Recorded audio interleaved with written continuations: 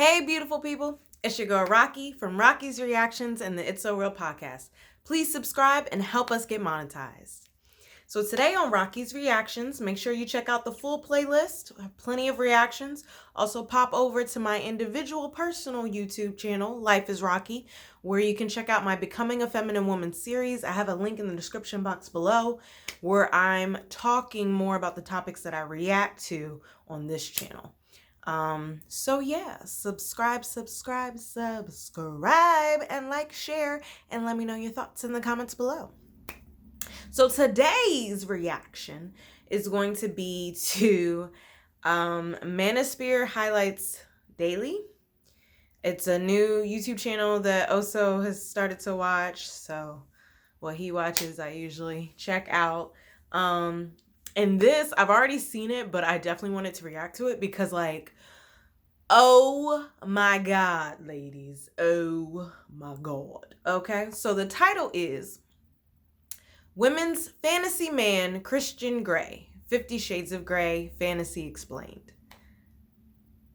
I'm gonna just watch it and react to it, but good God, the delusion, as MTR says, is real because of this. So without further ado, as MTR says,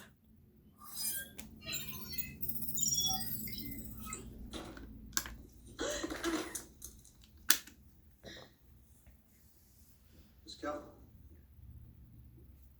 are you all right? Christian Grey.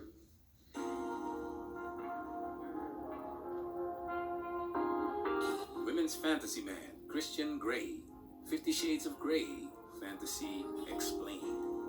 Welcome to Manosphere Highlights Daily. The movie 50 Shades of Grey came out in 2015 and did great numbers at the box office. This movie is easy to break down because it doesn't have a complex storyline, but it's interesting to dive into what makes the book. Oh, I'll put the link to the video I'm reacting to in the description box below. And the movie's a success. Many things that we explain and discuss here in the Manosphere are reflected in this movie. There's a lot to unpack in this movie, so this is going to be part 1 of our 50 Shades of Grey series. In this part, we're going to highlight women's fantasy man.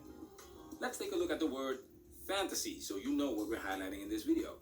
Fantasy, a pleasant situation that you enjoy thinking about, but is unlikely to happen, or in the activity of imagining things. A story or type of literature that describes situations that are very different from real life, usually involving magic. Shout out to the Patreon gang! Salute! The original video is going to be on Patreon because we have to respect the YouTube guidelines. That's why you will get a censored and filtered YouTube friendly version. So if you like what we do and you want to experience our content to the fullest extent, support us on Patreon. This video contains a lot of spoilers, so you've been warned. If you ain't seen it by now, dive into this and do what we have to do. Because we meant it, we. We meant it, we. She's okay. So, Mr. Grey will see you now. Mr. Grey will see you now. When you look at the screen, you'll see Grey Enterprises, and she is about to meet Mr. Grey, the founder, the CEO of Grey Enterprises, for an interview. This is not your average Joe, because your average Joe is not her fantasy man. And that's exactly what this whole scene does. It explains a huge part of a woman's fantasy. Let's continue with the scene. So just to reiterate, part of our fantasy man is the CEO. But how many, especially if you're looking for black men, CEOs are there? Especially of a, like, big business.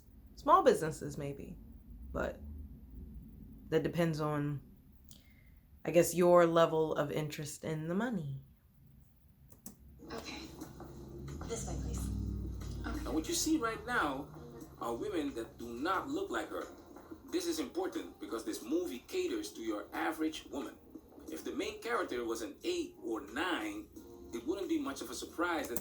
And, like, he paused it of the, like, receptionist and her, and, like, she's, like, model-less, she's in a business suit, her eyes are fucking popping, and she's, like, messy hair, frumpy looking outfit, like, she don't even got heels on. So it's definitely, and like when he broke this down, I was like, holy fuck, this movie did do a lot of that fantasy portrayal. Cause yeah, she's the average woman and this CEO took interest in her. Like this shit is wild, man. And the fact that this is a fantasy, this isn't reality, this is a fantasy. Come back down, ladies, come back down. And check out on Life is Rocqi in my Becoming a Feminine Woman series, I did an episode talking about how Disney fucked us up. Okay? That Mr. Gray would pick her as his special girl. This takes away the power of the fantasy, the fairy tale. More about this later. Uh-oh. It's an ad. Get your money, honey. Get your money.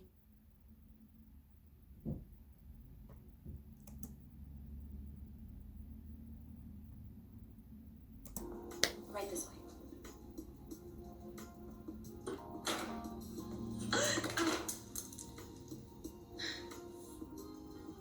Miss Kelly? Well. She literally falls for him. She sees him and she's sold. This is the quote-unquote it that our ex-unicorn was talking about. Because I would go out to bars with my friends. It's just like the guys out there are just not, they're not it. This is a woman's fantasy, guys. Love at first sight. She sees him and she immediately knows that he is the one. So I don't believe in love at first sight just because looks don't have anything to do with love. Like that's lust, maybe. Lust at first sight. But looks don't have anything to do with love. Like I don't know you. So I don't believe in it. And then even with looks, that doesn't, I may be attracted to you, but that doesn't mean necessarily, like, especially, and I talk about this a lot, like, again, I'm queer, so looks matter to me more with women just because I'm more sexually attracted to women than it does with men. With men, like, I need you to be decent, but it's the other qualities about you that boost up your looks. So I don't really need a damn. I need a, oh, you cute. Oh, now I know you. Now I know your values. Now I know what your vision is, your mentality is. Like, oh, you sexy now. Like, it's just, that's how I am. And like, yeah, how often is it's the CEO and good looking? Like, those two alone. And he's everything that her heart desires. Let's see what that is. You all right? Christian Grey. Christian Grey. In this movie, he's a 27-year-old good-looking billionaire. Hold up. Pause. 27 and a billionaire. Ladies, come back down to reality because that's a fantasy. 27 and a billionaire. With us? We just learning about generational wealth. Come on now. Let go of that fantasy because that's a fantasy. That's not reality. And you know, women were eating up 50 Shades of Grey, and I see why. Because it was playing on the fantasy. And again, us millennials, 90s babies, we grew up on Disney. Another fantasy. Whew, this generation ain't looking too hot, y'all. Ain't looking too hot. B. I've said it many times on this channel. Looks matter. If Christian Grey would have looked like Mark Zuckerberg, it wouldn't have the same effect. Prince Charming always looks good. Women love good-looking men. Tall, dark, and handsome. It is what it is, guys. No. And the good-looking part is a part of the fantasy. Like, again, I'm not looking for fantasy. I'm looking for my reality. And I understand that this isn't Build-A-Man. I have to take him as he comes. Like, this isn't, I can't like, well, I want this and I want that and he's not this, so I'm going somewhere else. Like, don't throw the baby out with the bathwater, but understand that, yeah, you may not get everything you want. And that's okay. 80-20. Is he meeting 80% of your needs? And your needs, not... Yes, attraction is a key part of connection. However, there are levels. You know? Now, he's a billionaire with a B. In the US, you have 614 billionaires. Christian Grey Damn. is young, good looking, and one of the richest people in the world. Look at how she looks at him. She's aware of his status, his stature, and she is completely mesmerized by him. And this takes us to the next part of the fantasy. What about you? She's dumbstruck. Why don't you ask me something that you want to know? What about you? Of all the women in the world, Prince Charming seems to be interested in an average woman. Her facial expression says it all. This is what makes this story captivating for women. The Cinderella effect. Mr. Disney. Your next meeting is in the conference room. Cancel, please. We're not finished yet. Yes, sir. Making time for her. I can go. It's fine. I would like to know more about you. There's really not much to know about me. Exactly. There's not much to know about you. That's what this fantasy is about. The ideal man, the prince, takes an average woman, a commoner, takes her as she is and upgrades her into a princess. Her once boring regular lifestyle has been spiced up to the extraordinary. Like, do you see this breakdown, y'all? I'm like, yo, mind fucking blown that this shit was breaking all that shit down psychologically, unconsciously, and we was eating that shit up. Like, yo. I don't think I'd fit in here. But I will say, you know, a lot of women say that they're uniquely them. But for me, I was realizing that I was actually very unique from an early age, just because, one, I had beauty and brains. And that in and of itself was unique, because a lot of people had brains, a lot of people had beauty, but not a lot of people had both, you know? And then I also had, my dad was teaching me self-help as a teenager. So my self-awareness was a lot higher than a lot of my peers. To the point that I consistently I was mature for my age just because I was thinking differently. And I also, because I had a safe and secure environment, I was able to lean more into myself. And then I went into my questioning, my curiosity. So, and I'm very intellectual as well, so I like to process things. So yeah, I was aware that I was different from a lot of the girls my age.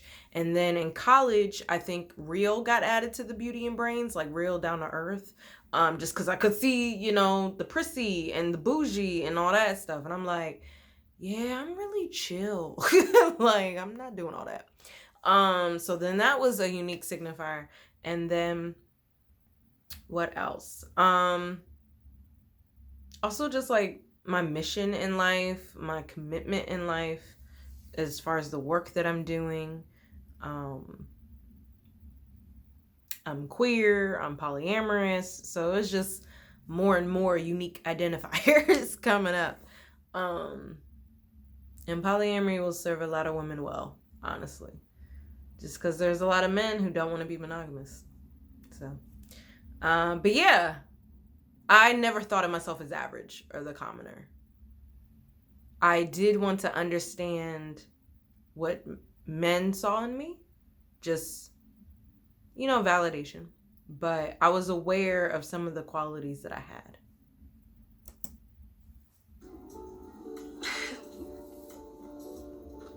Look at me. I am. Oh, he sees you. Once again, of all women, he wants her, and he's not afraid to let her know. And she can't believe it. Why? Because it's unbelievable. 614 billionaires in the US, and women struggle to get a guy that makes six figures. That's why it's a fantasy. So yeah, so a lot of women are searching for a fantasy man that doesn't exist in reality, and saying that they're not settling because they're not settling for less than the fantasy. That's what we are currently having because of the impact of history. And I'm like, yo, I wonder what the future gonna look like, because this shit is wild.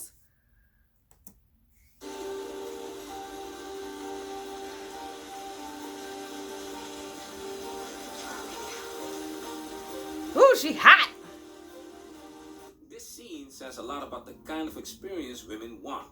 It looks like she just got off a roller coaster. That's exactly what they want, guys. An emotional roller coaster. When you become acquainted with women, you will discover that a big element in a woman's fantasy is her friends or sisterhood. Let's check it out. Ritual. Uh-oh. Get your money.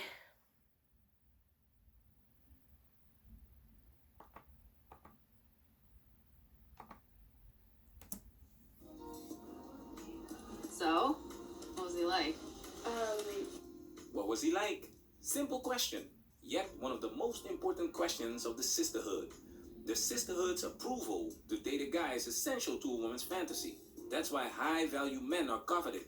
Because of clout, because of bragging rights, to make other women jealous, for the approval of the sisterhood. Let me remind you of this clip. I mean, I'm a person who cannot have sex with everyone. You should impress me. Or if you're going to be a fuckboy, please be hot as hell so I can at least show you to my girlfriends. Please, I'm begging you. How much proof do you need? When the sisterhood is impressed, and with the sisterhood's approval, she will get more satisfaction from this fantasy. He was fine. Fine? Just fine? He was really polite, and he was courteous, and very formal, and clean. Clean. I mean, he was very, smart and intense. It was kind of intimidating. You can see that her friend already knows what time it is. When you interact with a woman, you're not just interacting with her. Everything you say, everything you do will be shared with the sisterhood. That's why you always put something in there that she can take home to her friends, because her friends can make or break you. Look at how her friend adds fuel to the fire.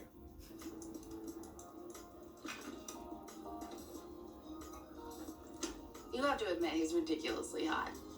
I'm sure if you are attracted to that sort of human, then The hot type of human? I asked him if he was gay.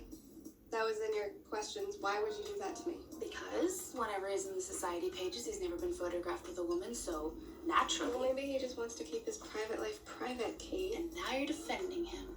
Her friend is doing a lot of promotional work for Christian Grey. If this was the other way around, if she was talking a lot of shit, that wouldn't work in his favor, because the sisterhood's approval is important. Let's take a look at some more sisterhood acts. So this concept of the sisterhood approval is very fascinating, because I get what he's saying and I totally understand, and I've seen it in action. However, I never needed the sisterhood's approval.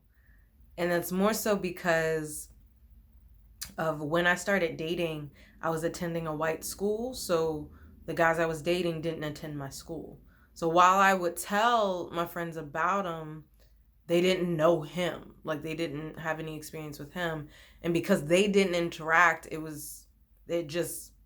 just sharing it because I'm sharing it. Like, I don't need your permission to be with this person. Like, maybe I had enough boundaries within myself. Yeah, that's what it is. I had enough boundaries within myself. Like, nah, I choose the person. Your choice don't got shit to do with me and him, And I will say that happened last year. Oso and I were going through some things as far as our relationship, and me recognizing some of our incompatibilities and going through the acceptance process. And like, I was sharing it with one of my friends. Actually, I was sharing it with a couple. And they were both single. So they're coming from that mindset, which is different when you're in a committed relationship, especially a committed life partnership. And then they were protective of me. Yeah. And they were both saying, like, I could get somebody else. And I was like, where? Like, y'all are having problems finding men. So why am I about to go back into that pool with you just because we're having problems? Like, I committed. I hold that commitment seriously. So I'm going to stay and try to work through this. And I did. And one of my friends said she saw the transformation. And I did tell her that she was doing that, as far as like her mentality was different and she was protective of me. So like the information she was giving me, I would have to sift through just to like, okay, I know where this is coming from, I know where that is coming from, and then like what is actually something for me to reflect on. And I told her I was doing that. So then she changed up how she was responding to the information I was giving, which I appreciate for sure. That shows growth in our friendship as well. But since I have grown through it and we're in a much happier and stable place in our relationship, she's seen that transformation. She saw me working it through. She saw me, struggling with it. She saw me accepting it. Like she saw that process because I was sharing it with her, and she was like blown away because she hadn't really done that, as far as that thought process. But again, I didn't allow my friends to influence my decision because ultimately it was my decision. But I think a lot of women don't have the boundaries within themselves to set and enforce that. Whereas like, yeah, no, I'm the one with them. It's my choice. But yeah, it was very fascinating because if I had listened to him, then I would have been out, But I'm glad that I didn't. I listened to myself and I was like, no, like we have 2 to 3 incompatibilities and that's not enough to leave everything that we are compatible with. So. Action. You do realize that he hasn't stopped looking at you.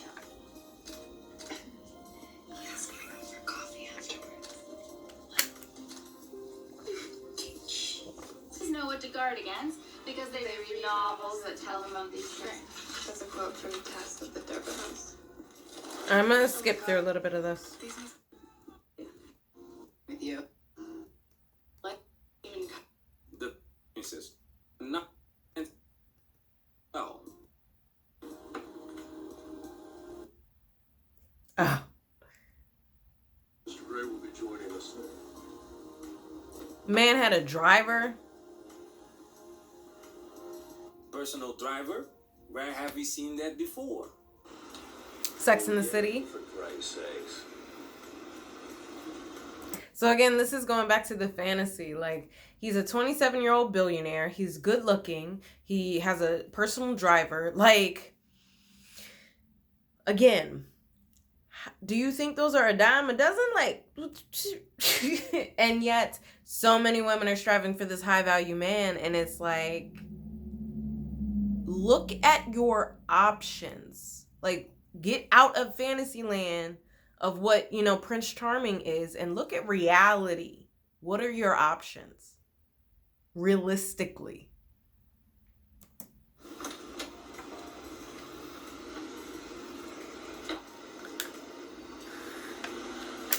Where can I drop you? 72nd Street, 3rd Avenue. You got that, Al? Yes, sir. This man took her on a helicopter. And that's what I'm saying, where these movies, these books, they fill our heads with all of these possibilities of the fantasy, and then we want that shit to play out in reality. It's like, as my dad said, it's a movie. Like, come on now. And then women be entitled to it. Like, I deserve. Okay, sure. Maybe everyone deserves to be taken out and treated special and being elaborate and all that other stuff. But what is actually going to happen? Like, again, look at reality. It's a movie. Ready to depart. Roger that, Charlie Dangle. Your flight plan from Portland to Seattle is clear. Seattle? That's where we're going? He's flying a freaking helicopter. When was the last time you did that? Shit. Wow. He takes her to his crib, and she's impressed. It's like a palace. And the only thing she had to do was bring herself. Instagram is gonna know about that. That's the fantasy, fellas.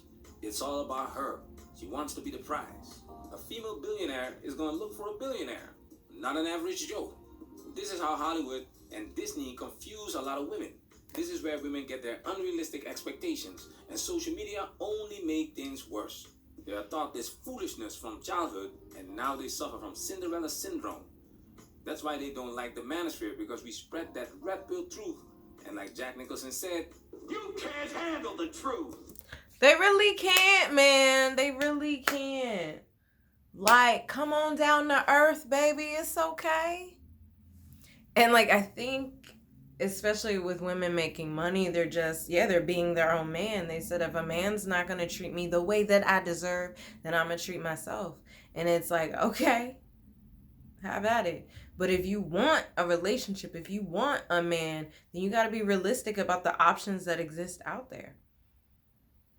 Now, sure, every once in a while, a man may be able to, treat you like a princess and stuff like that. But also recognize that your partner is not your father, okay? Significant age differences there. Just to point out life's perspective. But, because think about it. By the time you're a teenager, your dad is probably at least 40s, 50s, 60s. Your partner is not. Unless you got it like that. So, yeah, just to point out some reality. So, yeah, I think women need to get realistic with their expectations. They're deeming them realistic, but it's not. And then they need to accept that fantasy doesn't exist in reality. And what are your options in reality? Because if you want a man, you got to look at what's in front of you. Not what you making up in your mind. I'm just saying. Okay. Please subscribe and help us get monetized. Like, share, and let me know your thoughts in the comments below. Peace and love. Take care of you.